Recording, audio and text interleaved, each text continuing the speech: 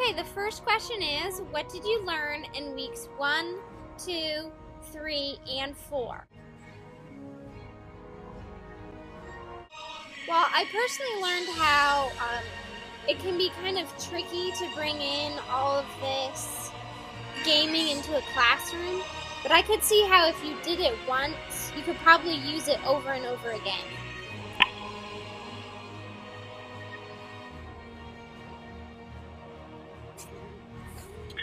Yeah, I think it's one of those things that teachers, it's going to take a lot of time to set up and to start to make gaming a part of your curriculum. But then once it becomes a part of the curriculum, like you said, you'll have less and less to do the next time you do it, and I think it'll pay off. But it is going to take a ton of time to incorporate. I learned that though it takes time, some of the things we do, by just modifying them a little bit, we can turn them into games and get the kids to buy into what we're doing a little bit more.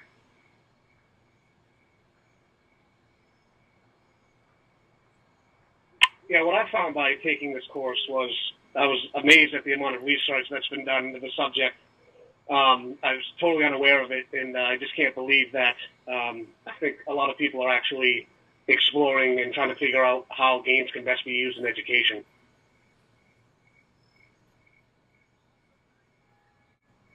All right, next question is, what do you think of the games in this course? I liked some of the games more than other ones. Dungeons and Dragons and RuneScape kind of both drove me nuts, but I really liked Quest Atlantis. I liked the focus, and I think the kids would enjoy that game. And I'm really shocked at how much I actually enjoyed playing World of Warcraft. Yeah, being pretty unfamiliar with actually most of the games in this class, I think I found pieces of all of them to be pretty exciting, and they definitely all of them have some merit, I think, as it could affect or impact education.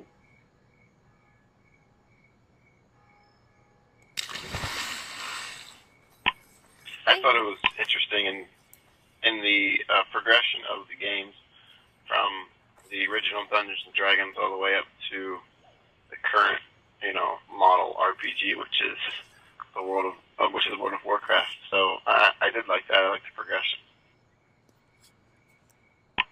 I like the fact of getting used to different games that are actually played. I think RuneScape was really tough for me because we kept going through things over and over again, and I just kind of got like, okay, already, I'm ready for the next thing. I don't care how the bread is made. But I think it's really good in the classroom for the students to actually see that step-by-step process. I also did find myself really liking WoW when you kind of all got together and were able to play. I found myself used to making fun of my one friend, but I could kind of see where he liked it from. I kind of like I like RuneScape for the trial and error portion of it. I think it was kind of neat. I know a lot of you found it tedious, but I think it was, for me, that game actually has the most potential, for me anyway, as far as education is concerned.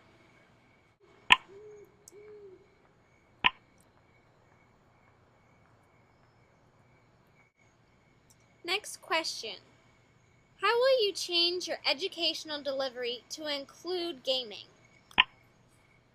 I think I'll be able to add some of them, especially a lot of them from like a math point of view, because you can look at stats, you can look at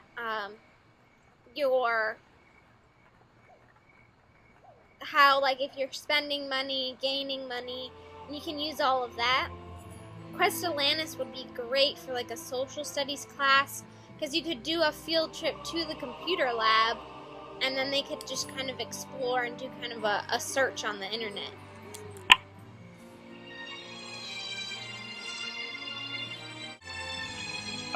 For me, I think not so much as maybe using the 4 or 5 games that we looked at in this class, because I'm a little wary of trying to force my content into the game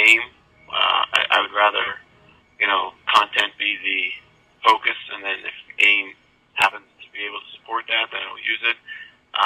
So I don't see using RuneScape or World of Warcraft in the classroom, but gaming as a whole, I definitely need to do more of, and having the students just have more fun and look forward to coming to class, and taking the good parts of gaming like cooperation and discipline, competition, and motivation aspects. Those things that gaming provides is something that I definitely will do. And who knows, just knowing what World of Warcraft is all about now, it just adds some rapport with the students, because I know that they're playing that and they're talking about it, and just joining in the conversations definitely gives you a little bit more insight into their world.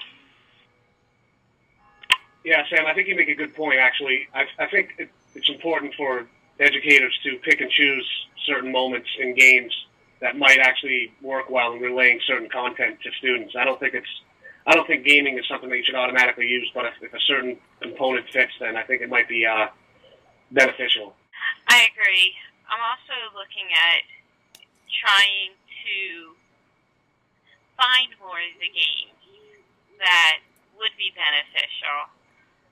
One of the areas that I noticed that my students really lack on are financial literacy areas. How to spend money, what the value of a dollar is, things like that. And so many of these games can teach how to earn money so you can spend it. Next question. What would you change, if anything, in the course? I actually found the content and the progression of the content quite well laid out for this course specifically, but one of my only complaints really, and it might be just me, is the use of FSO. I dislike actually having to access external files and that sort of thing outside of FSO. I would prefer for everything to be there and accessible rather than having to go outside of that platform, but it might be just a personal thing. No, I'd have to agree. I like things when it's right there. Like, I've seen before where week 1 starts here and it's due this next Sunday, but then if you scroll down below, there's also ones to see on the bottom again, hey, week 1, and I go, oh my gosh, I almost missed that, or I could see myself eventually missing it if it's not up there with the rest, because I forget to go back and check wherever it was at.